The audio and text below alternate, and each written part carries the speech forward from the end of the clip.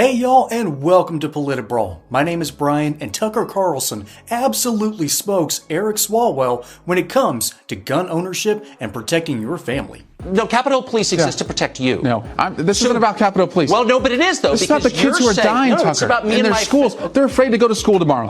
They hear a book drop. No, but hold on. They think a shooter's walking into the classroom. Don't they deserve to be protected? Yeah, they do. And so let's protect them. Amen. But why do you need an AR-15? I don't know why you need to protect your house. You have them in your building where you work. Police officers. No, your bodyguards. Don't denigrate the cops. I'm not denigrating them. They work hard. I'm glad they're there. They shouldn't be outgunned, and they're outgunned right now. But wait a second. I went to the funeral for 4 police officers who were killed by an assault weapon. You don't actually care more than I do. We care the same. So it's not a question of who cares. Do you think cops should have guns? I think that your bodyguards should have the same guns that I have to protect my family. They're America's bodyguards, Tucker. They're not. They're Don't yours. Denigrate them like that. I'm not denigrating them. They work too really, hard. Can they come to my house and protect my wife while I'm at work? If you call the police, yeah. Oh, but can I have a Capitol Hill? When you go to work, they hang out and protect you. They're protecting the constituents. No, they're protecting who come you, in. actually. I don't have So why not? Tucker. But hold on. Why shouldn't my wife have the same firearm at home that your bodyguards use to protect you? Is that fair or is that unfair? Why is it unfair? That's a ridiculous argument. Oh, why? It's absolutely ridiculous. Why is it ridiculous? Because you're more important than me? Folks, this is the crux of the debate right here. Tucker is making a very simple point. If you want to ban firearms to a certain degree, but you are... What happens when a congressman who's protected by armed security tells you don't need a gun to protect your family? Tucker Carlson wasn't having it, and what followed was a takedown so brutal, Eric Swalwell couldn't recover.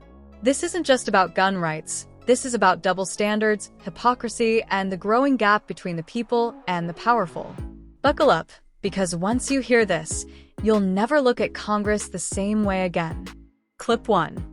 In this intense debate between political commentator Tucker Carlson and Congressman Eric Swalwell, the discussion centers around gun rights, security, and what many perceive as double standards among elected officials. Tucker Carlson confronts Swalwell with a simple yet powerful question.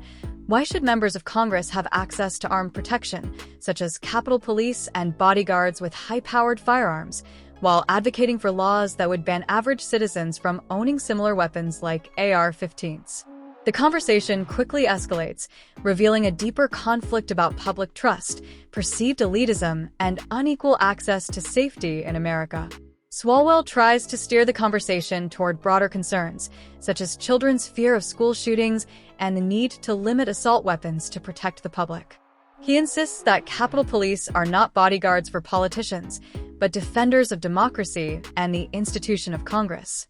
However, Tucker continues pressing the point, arguing that while lawmakers are protected by some of the most advanced security in the country, they are actively working to disarm the very people they are supposed to represent. The debate takes a more emotional turn when Swalwell expresses offense at Tucker referring to Capitol Police as bodyguards, saying it's disrespectful to law enforcement.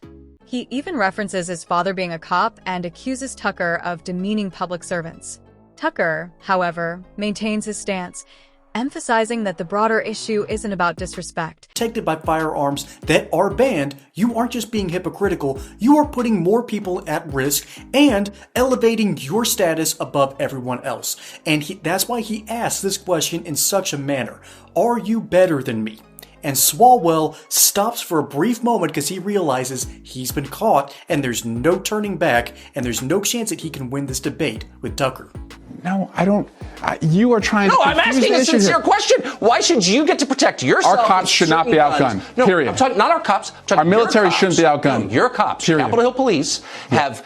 Why don't we just limit them to the same gun I can have at home? Why can't we have a real conversation about this? This is a real conversation. Why is it nonsense? You're putting your life You're calling cops bodyguards, and that's disrespectful to them. I'm not calling all cops Police Week was last week. They were all here in town honoring the fallen, and you're calling them bodyguards. No, I'm calling your bodyguards. My dad was a cop. He's not a bodyguard. No. He protects people. And that's ridiculous. Do members of Congress have bodyguards? I notice whenever I see... You're calling a cop a bodyguard? Man, that is so disrespectful. They are. No. And they're the sworn police officers. Pays for them. They I was in the Capitol and your today. Kids No, they're in your and office. Our families. Can I get the same in my and office? They shouldn't be outgunned. Taxpayers can pay for it? They shouldn't be outgunned. They're outgunned today. Can I ask a question? Yeah, go ahead. If I walk down the hallway in front of your office, you have officers there paid for by taxpayers. Great guys. I'm not attacking them, obviously, and I think they watch this channel. Attack. Thank you for that. They're not at all. I'm merely saying that you have better protection than I do.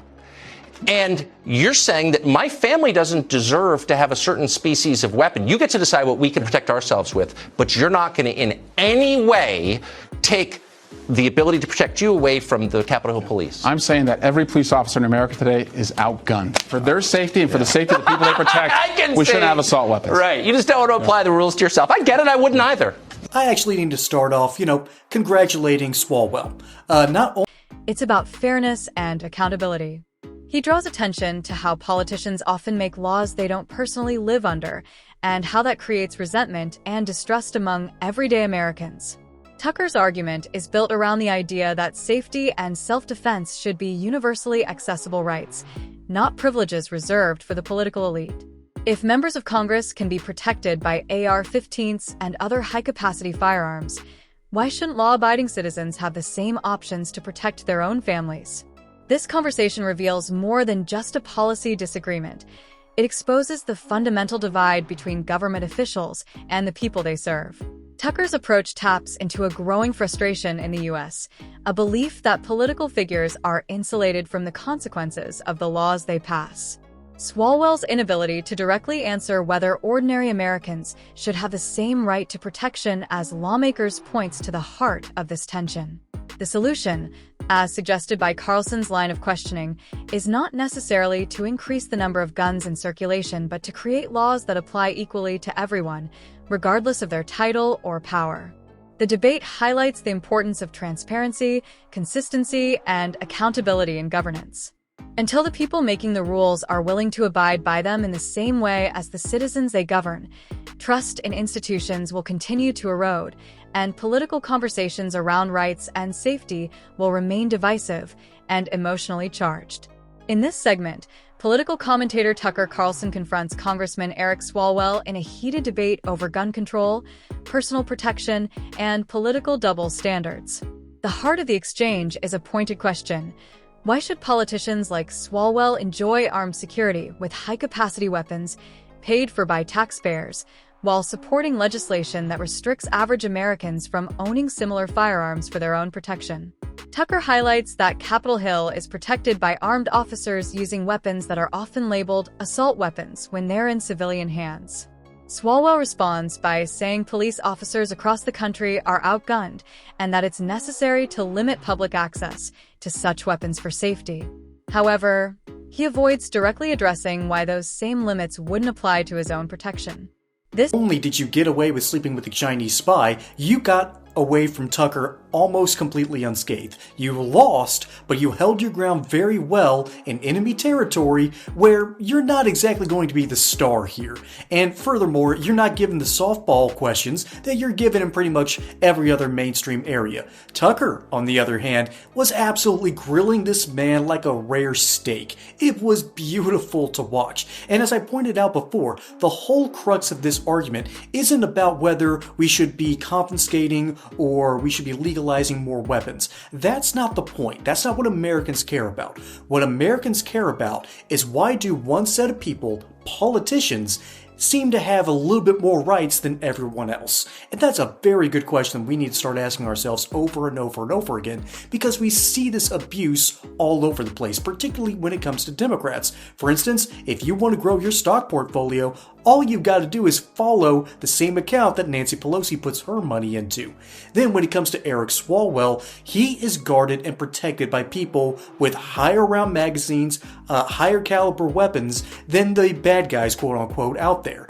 And so when you are out there having the guts to ban weapons from the average American, but then using those same weapons to protect yourself, folks, that is the height of hypocrisy. So again, this argument isn't about if we want to protect more people. The question is, who deserves protection? And in Swalwell's case, he accidentally admits, tacitly, he doesn't say it outright, but he sort of gets out there and admits that he deserves to have special protections, whereas the average American has to defend for themselves.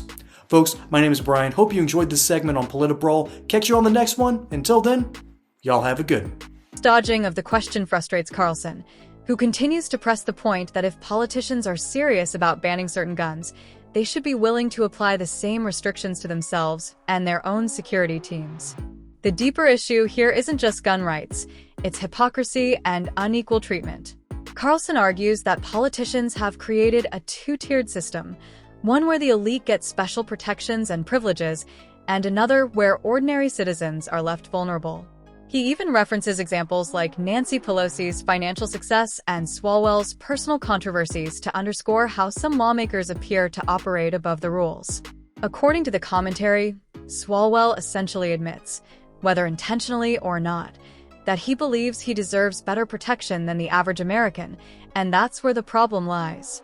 When lawmakers legislate from a place of privilege, rather than equality, they erode public trust and credibility. The reason this moment is so important and why Carlson presses so hard is because it taps into a growing sentiment in America. People are tired of being told to follow rules that their leaders don't live by. It's not just about firearms. It's about fairness, equality, and accountability. Citizens want to know why their safety is treated as less important than that of elected officials. The commentary points out that this kind of hypocrisy is especially common among Democrats, but it's a broader institutional issue, not just partisan. The solution lies in applying laws equally. If politicians truly believe that certain firearms are too dangerous for public use, then they should also limit those weapons for their own security. Alternatively, if they believe these weapons are necessary for safety, then that same logic should apply to the public. Either way, the rules should be consistent. Until that happens, debates like this one will continue to highlight the deep divide between the governed and those who govern. Real reform will require leaders who are willing to live by the same standards they impose on others, ensuring that rights and protections are not reserved for the elite, but shared equally among all Americans.